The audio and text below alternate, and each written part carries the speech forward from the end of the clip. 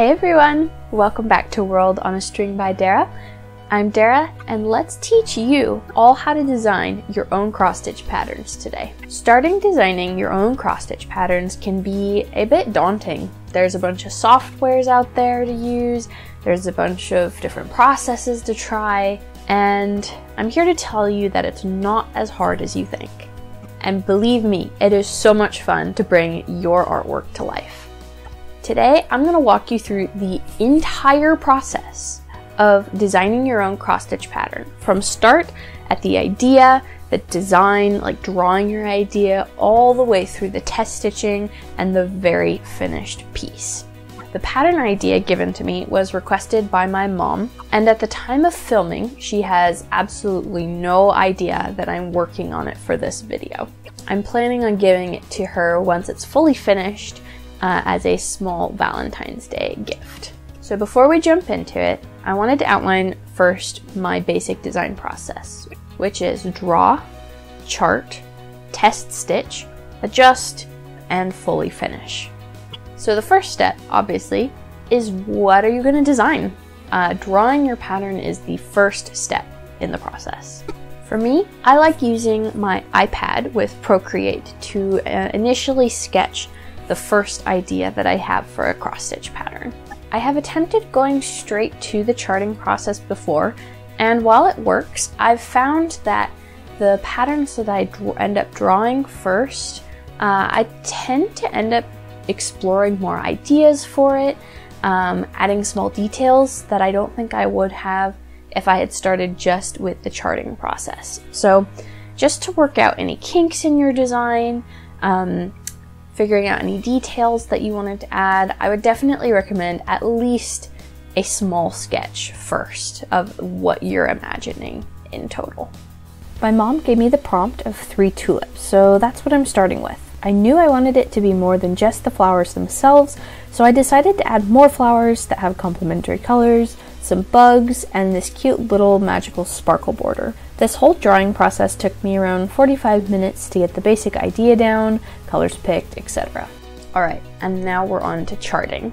Part of the charting process is finding the floss colors that match the sketch or drawing or even just the picture in your head. It always takes me a really long time to find the final colors of a pattern that I want. Some people have a dedicated palette that they always work from. I prefer to choose mine by the pattern, at least so far. So I have a floss stash over here, and I'll usually dig through it to grab multiple different colors and hues of the colors that I'm going for, so I can kind of spread them all out in front of me and choose the floss colors that I like best. If I don't end up having a color that I really want, it does end up to a trip to my local needle workshop or Michael's down the road, which is not always a bad thing. So now I get to charting. Depending on the piece, I will either hold out the reference concept art in front of me and chart from there, like blank slate charting. I'm just importing the picture here as a background and I'm designing over it. From here, I simply trace my drawing with the stitches and colors that I want, kind of playing around with the shapes and design until I'm happy with how it looks. This can go through many iterations because things can look wonky, or I'll change colors on it, or I'll just change an entire section completely. I usually decide on the symbols up front because that allows me to see what is easy to see next to each other. I know some symbols can be confusing with others, so I try to decide those beforehand to make it easier on my eyes. Currently, I use WinStitch software for charting my patterns, and the full version only costs $45. Side note, I'm not being sponsored by them for this video.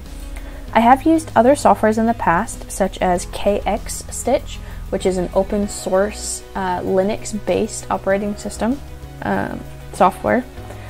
And KX Stitch worked great, but I really wanted WinStitch's ability to create renderings of the cross-stitch piece when I was finished. It allows me to kind of see the pattern in a different light or a different look, which helps you catch mistakes and kind of see if you really like the look of it before actually starting test stitching. Because I wanted that ability to make the renderings, I caved and bought the full version of the software, and so far I haven't regretted it. There are other softwares out there that you can get started with charting your patterns, like PC Stitch, Mac Stitch, and more, so definitely explore around with the demos that they have and see what you end up liking. The difference between softwares like WinStitch, PC Stitch, and the free cross-stitch pattern generators on the internet is that the cross-stitch pattern generators on the internet do exactly what it sounds like. It takes an image and it generates a pattern for you. They don't always allow you to start with a blank slate and make your pattern from scratch like these softwares do. And now I am going to test stitch it. Since I already pulled out all the floss to use as a reference when I was charting, all I needed to do was kit up my fabric and I was able to get to stitching. Throughout the test stitching process, I will often find mistakes or things that I want to change in the pattern as I'm working through it. Some things won't look right, I want to change the color, or I change a large section entirely. Like the tulip heads, although I did change those more so at the end of the charting process than during the stitching process. I definitely needed to tweak them throughout the entire thing though. I couldn't quite get them right, so I definitely made a note to change those faster. I changed the leaf patterning at the bottom of the flowers. I changed up the circular spacing of the magical sparkles to make them more symmetrical, and I added some blush to the tulips' faces. I will often keep the pattern file open and change the pattern immediately as I find the problems, but if I'm not able to do that, I will keep a list and add to it, specifically where in the pattern to make the changes and what I need to change, so that next time that I make it to the computer, I can just adjust the pattern in a few seconds. I took a risk with Amazon and bought a frame for the finished piece.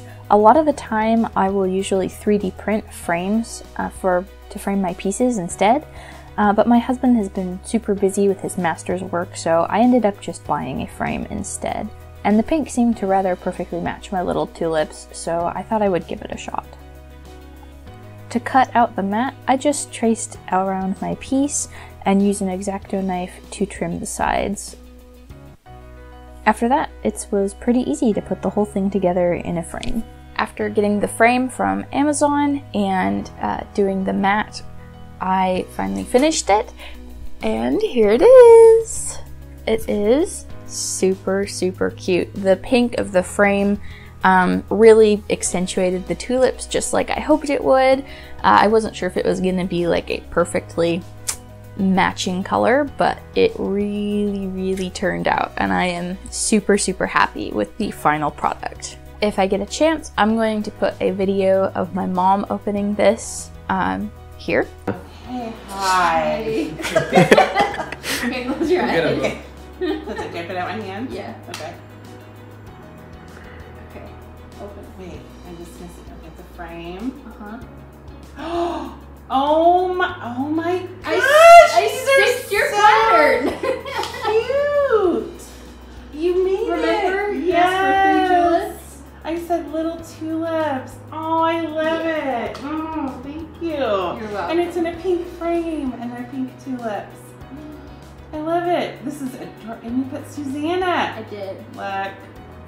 So cute. Dara, that turned out so good. Yeah, I love it. I love it. I love the 2 shades. I love it. I love all of it. Oh, thank you so much. This little guy was super easy to stitch up, really fun to show off the whole design process from start to finish, and I think it will make a great little gift for my mom. If you have any more questions about my design process or how to set up your own design process, feel free to comment or send me an email, which you can find in the description box below. I would love to talk to you and help you out. Thank you so much for watching, and as always, do something that makes you crafty happy every single day.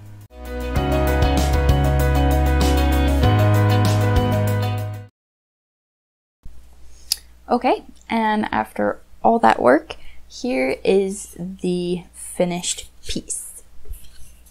No, that was stupid.